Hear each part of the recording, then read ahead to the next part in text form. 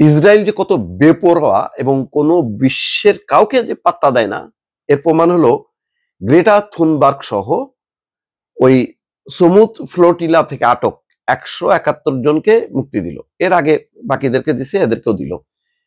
মুক্তিটা বড় কথা না, 3 দিন 4 দিন যে তাদের তত্ত্বাবধানে ছিল, কি অবস্থায় ছিল। গ্রেটা থুনবার্গকে ধাক্কা দিয়ে ফেলাই দিছে, টেনে হেসড়ে নিয়ে গেছে। তারপরে 3 দিন কোনো খেতে দেওয়া হয়নি, চিকিৎসা দেওয়া হয়নি, তারা ওই যে টয়লেটের পানি খাইতে বাধ্য হয়েছে।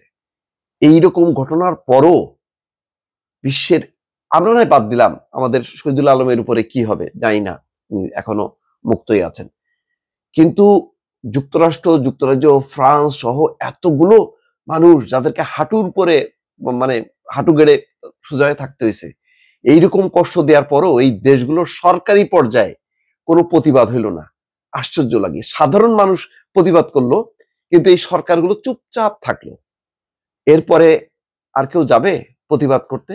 তার মানে বিশ্বে মানবাধিকার কর্মী, পরিবেশ কর্মী, এদের পক্ষে আসলে যারা ক্ষমতাসীন দল বা রাজনীতিকরা আসলে কেউ থাকে না।